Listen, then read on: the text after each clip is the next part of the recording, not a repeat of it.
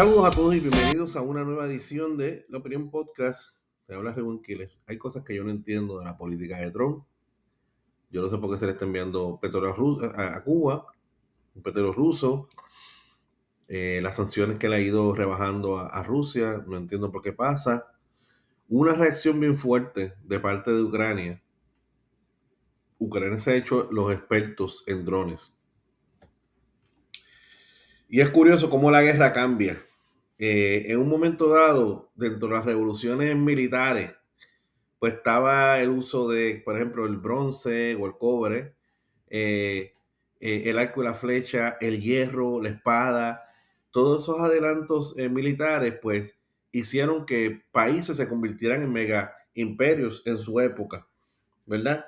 Y entonces yo creo que los drones se ha convertido en precisamente esa arma especial, ¿verdad? Que ha llegado al mundo para cambiarlo. Ok. El petróleo ruso se acerca a Cuba a pesar de la advertencia de Estados Unidos.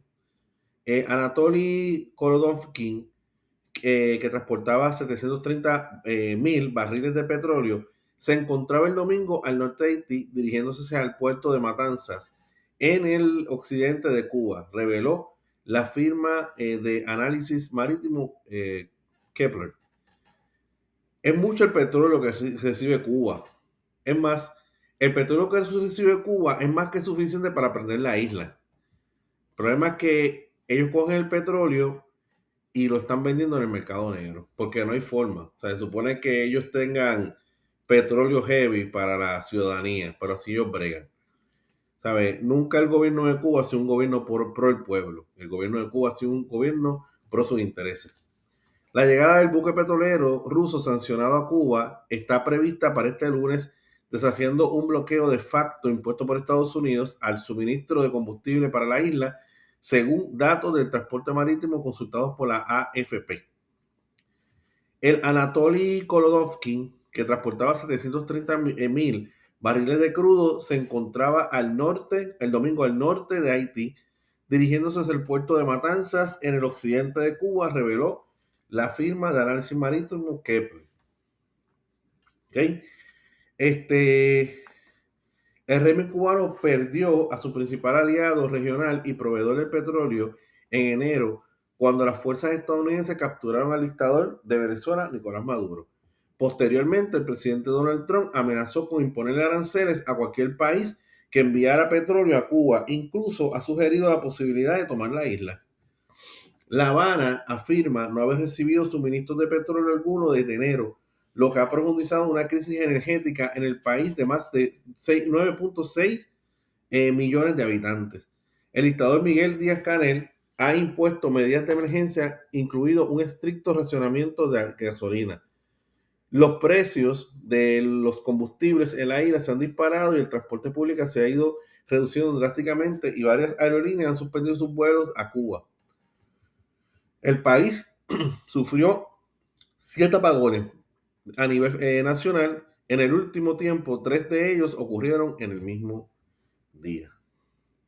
¿Ok? So, sigue la lucha en Cuba. Se está proponiendo unas cosas que yo entiendo, ¿verdad? Son esenciales. La idea es ahorcar el régimen para que la isla de Cuba tenga la oportunidad de poder desbancar al gobierno tirano que comenzó con los Castro, pero todavía queda mucho proceso, todavía queda mucho por hacer. Yo me pongo principalmente en ocasiones en el lugar del cubano de bien, porque realmente ellos no tienen culpa de las estupideces de su gobierno, pero de alguna forma el gobierno central, si le interesara, pues no sé, debería sentarse a la mesa, hablar con Estados Unidos y ver de qué forma se puede beneficiar el pueblo cubano, y hay un alivio para lo que es Cuba en general. ¿Qué va a pasar después? Pues todavía Donald Trump tiene las manos llenas con Irán. Todavía se está trabajando y ver si se va a invadir por tierra o no. Es un momento crítico, ¿verdad? Estos días van a ser bien importantes para Estados Unidos y para la guerra, saber qué va a suceder. Y es donde se mueve Estados Unidos. Tú sabes, yo puedo entender que no se le quiere dar auxilio al régimen cubano. El problema con esto es que el régimen cubano recibe su petróleo. Pero es como le dije al principio del podcast, mucho de ese petróleo que recibe Cuba, ¿sabes? Yo estaba escuchando a una persona que el suministro de petróleo que recibe de Cuba es tan grande que da para que Cuba tenga energía durante un año y medio. Un año y medio. Y mira cómo están las cosas. O sea que el problema es que sí, nosotros, ¿verdad? Los aliados, qué sé yo, llevan el petróleo, pero el problema es que Cuba no utiliza el petróleo para su pueblo, sino que Cuba lo que hace es que utiliza el petróleo para sí mismo, para venderlo o revenderlo en el mercado negro y de ahí sacar dinerito para seguir viendo su estilo de vida como lo tiene hasta ahora.